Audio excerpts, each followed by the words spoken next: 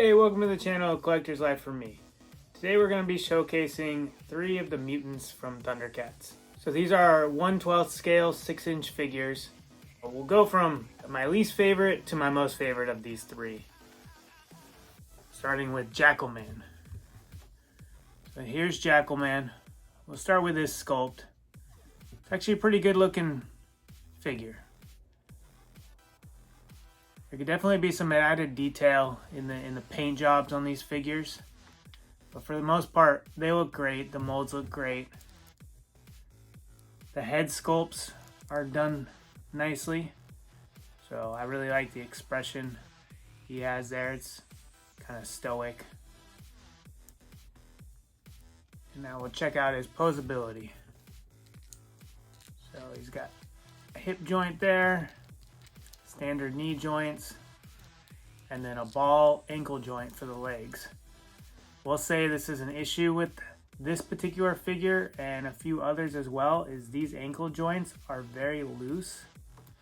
And this figure in particular, he's tall and lanky, and he has small feet. So he actually has some stability issues when standing on his own. As far as the arms go, take his spear out there. Ball joint in the shoulders. He's got these he's got his fur here and this little shoulder armor that kind of prevents him from fully extending his shoulders upwards, especially this left one. You get pretty good rotation out of it. Elbow joint back and forth, and then you have hinged wrist joints. So right now I have him with his closed grip hands there. He does come with one other set of hands.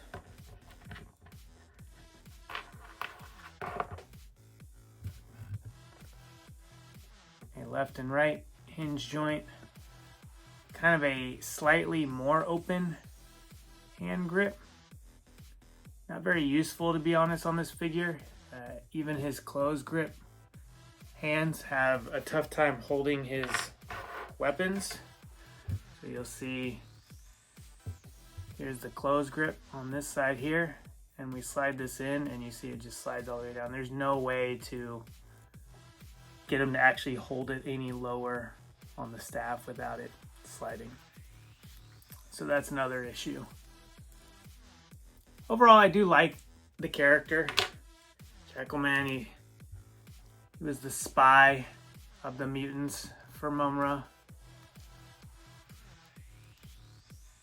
And the figure does look nice, but they could have done a little better job on the actual joints and the accessories. He only comes with 2 accessories.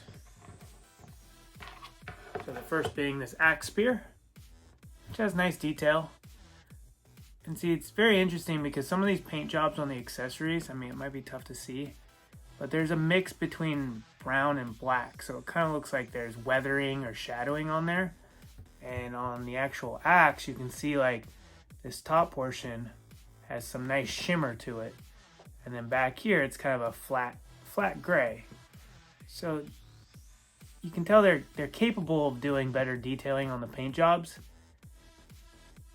but they just don't do it for the actual figures. And then some accessories, they don't do it at all. Here's another one. Here's his other weapon. It's like this club with a spike at the end. Pretty cool. Kind of looks like a bird. And same thing here. Like, I mean, they have this minor detailing. It's like a copper paint detailing on this little small part here, and then the tip here is actually black. And then they have the black in the deeper parts of the club here. So it definitely gives it some depth and texture. So they did a great job with these. So Jackal Man, he came from the Mattel, the 2016 line. He was part of the initial release before Super 7 took over the line. So they have remade another one, and I believe he comes with an additional head sculpt. And then I'm not sure if they've actually changed the mold.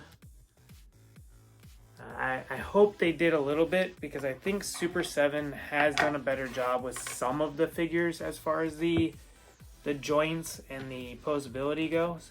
As you can see here, if I pose him, put him forward, usually he gets to the point where that ankle joint can't support him forward, so he falls. For a while I did have him posed with a stand as well, and he's not terrible. It's just he does tend, I find him laying down every now and then on display on my shelves. Packaging here from the Mattel Classics line, so you get a closer look. Jackalman's art there. It's a cool little description. And there's the front side. So after Super 7 took over, they completely revamped this packaging. Probably a good thing. I do like this. This packaging's very sleek, small scale design, so it is nice in that regards. But I think the visual elements on the newer packaging, especially for display purposes, is better. They do have this weird flap on the bottom. I do like to open a lot of my packages from the bottom, but having this flap that's always open like this, there's nothing to insert in. It's kind of interesting. But I don't mind it. These also come with an outer sleeve with some box art on it. So you've got some graphic there, and then a little graphic there of Mumm-Ra's castle or base. So I wouldn't say the Jackal Man figure is a must-have for the collection. If you're just collecting the mutants, then yeah, he is a must-have. I'd be curious to compare him side by side with the Super 7 version just to see. So now we'll show off Monkian, the monkey mutant of Thundercats. So I have to redact what I said earlier. Jackalman was the scout of the Mumm-Ra's mutants. Monkian is the spy. So here's Monkian. Very impressed with the face sculpt on this guy. And he does come with two of them, and they're both equally good. Now, he has limited posability in his head, the rotation there. Such a large mane here, and so it does prevent his head from rotating all the way. But I think they did an amazing job with this sculpt, especially giving him this ferocious expression. So we'll go ahead and rotate him around. I do really like this figure. This is probably, if they could keep this standard for all their figures, this line would be doing much better. They could definitely improve on the paint job, more variation in the color schemes. But beyond that, the paint's clean. It's clean. There's not a lot of chipping. The paint's pretty high quality. I think they changed the paint type because I don't notice as much chipping of paint on the Super 7 figures as I did on the Mattel figures. So here he is, just holding his chain mace here. Right now I have an open claw hand on him, and then a weapon, a closed grip hand on him. This figure actually comes with 3 sets of hands. Check out his legs. So good rotation. They have this knee joint here that rotates. He has this one here, full rotation prevented because there is this plastic leather strap that rotates all the way around the figure and attaches up here. So not really an issue. Just something to be aware of if you're rotating the knee. You've got much bigger feet than Jackal Man. This huge toe gap. Oh, same on the other side. Kind of interesting. And then you can see the back of his flock here. Really nice overall look. So here's the second face sculpt. More of just a little grinning, closed mouth face there. Same hair and helmet sculpt. So just his expression changes. Here's one set of hands. So he comes with a set of like this open claw grip, this closed grip, And then there's another closed grip, but the hinge is different. So one has a horizontal hinge and one has a vertical hinge. So one of his hands, I have him holding this weapon. I believe they usually use these blasters when they're riding their vehicles. So he came with this. This reminds me of like the NECA style plastic, like the Ninja Turtles and such. Very cartoon look design.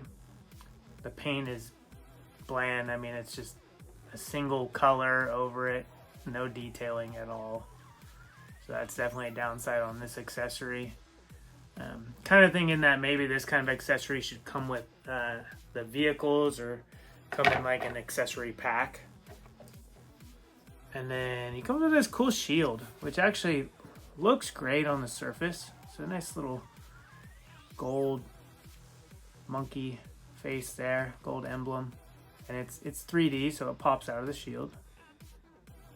And then there's the shielding there. And I've got this hand on here the best I can. But there's a huge flaw in this shield design is the hand is larger than the shield handle, so you can't, if I try to jam this in here, it feels like it's gonna break. You can even hear all that. It doesn't sound good.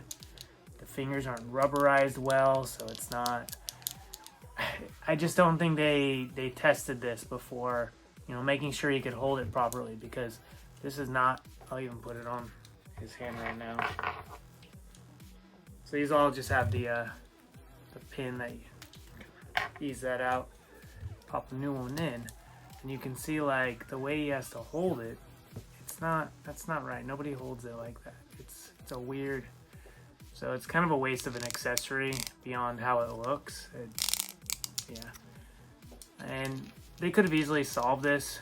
A lot of times, first of all, making the handle a little larger so it can actually fit the hand in there properly, which they need to do if you don't make a removable handle. So some other toy lines, the handle, you can separate the shield from the handle. It'll just have a couple little pegs that insert. And then that way you can take the handle off, put the handle in the hand, and then insert the shield. So, flaw in the design on the shield for this character. So accessories could have been a little better for Monkian. His chain mace is amazing. I wish they had done a little better texturing paint job on the actual mace part, but it's cool. It'd be cool to be able to, like, you know, make it to where it's always gonna, the weight is always gonna have it hanging, you know, even when that you fling it. But you'd have to use like fishing wire or something to get it to.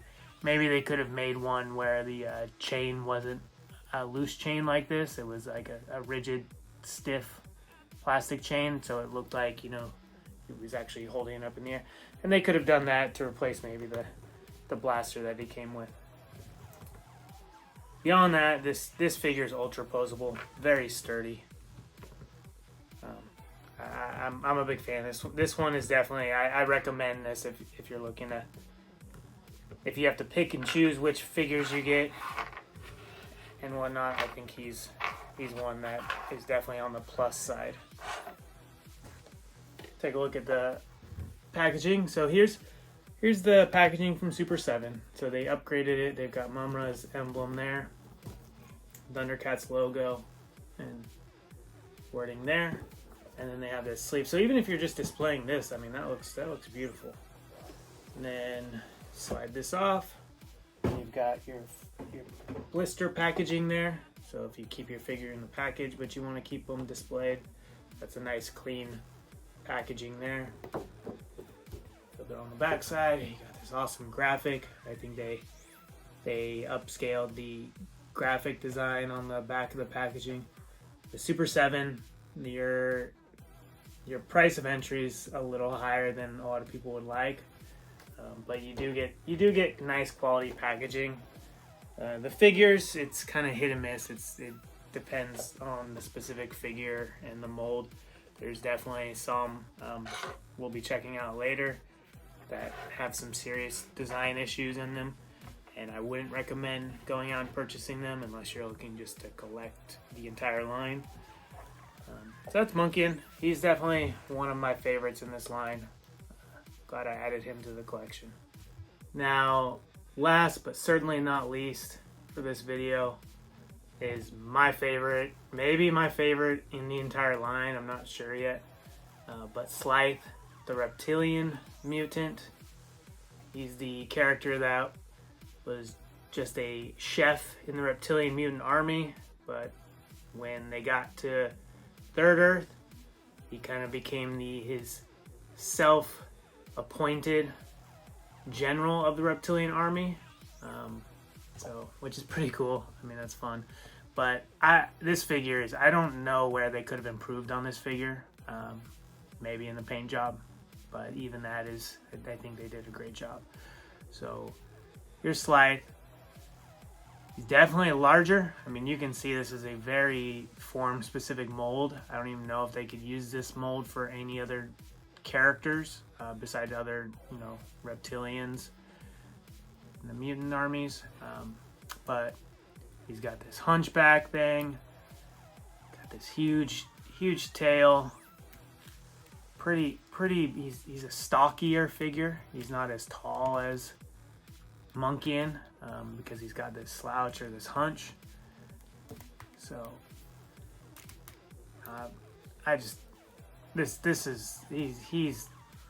this guy's too awesome. So his shoulders, he's got this ball joint, elbow joint, both sides. There he is. Now his posability is very limited, but I'm not going to say that that's a con of the figure because the mold is so specific that it doesn't leave room for a lot of posability, but the posability he does have, it actually works. Here I have him holding his wooden mace here. He's got this facial expression. It's kind of snarly. I love this. So Slithe also comes with a fair amount of accessories. This guy stands very well. No issues with his standing, especially with that big tail. His accessories, he comes with 2 sets of hands. So he's got a closed grip and then kind of like an open claw grip. And he's got one for each arm. Comes with a second head sculpt. So this one, kind of a meaner mug. It's kind of cool. Looks like I could be. Now I'm Slithe. So yeah, just a closed mouth, more of a stern expression. I just want to show you, really cool too, that his is more of like a face that pops off instead of an entire head. So that's what that looks like when you pop his face off. And then you got this ball joint in there. So his neck has no mobility. I guess maybe they could have done something there, but it's not a big deal. It does limit what you can do with his head. You just pop that on there, and there you go. Yeah, his head, you can only, his head kind of swivels clockwise and counterclockwise, and then slightly up and down. He doesn't get like a full, he can't look all the way to the right or left.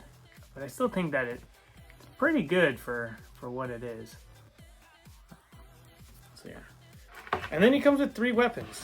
So he's holding his mace. He comes with this kind of wooden woven axe. One thing about the axe is it doesn't have the detailing like the one that Jackal Man has. This one, it's a little shimmery, but it's the same color all throughout. And they also there's no detailing in the wood on this. It's just one solid brown color. So not as good as the Mattel accessories as far as the paint job goes. But I do, this one actually, Jackal Man holds this better because of the form, how it's got all these bumps and stuff. He holds this better than his axe spear. And then there's another little pike. So this is like a shorter pike. So you can see they did do 2-tone. So you've got the brighter silver up here and then the flatter gray here. Much shorter than the one that Jackalman has. So Definitely an improvement as far as the accessories he comes with and the usability compared to Monkian. But Mattel did a better job with the paint jobs on them. Packaging. Here we go again. It's this Mumm-Ra emblem there. Thundercats on the back. It is a larger package because Slithe is a larger figure. So that slides right off. Then you've got his blister packaging. On display would look great if you keep them in the package or put them back in the package. And then the back side here with him holding his pike axe. More description. So big fan of that. I know they've come out with Vulture Man. I don't have him. I don't know if I'm gonna get him, but I like how he looks. And if he's done well like Monkian and Slithe are, I may have to down the road sometime. But otherwise, those are the mutants from Thundercats, Super 7, and the Mattel Classics. So, hope you enjoyed. And beyond that, enjoy the rest of your day.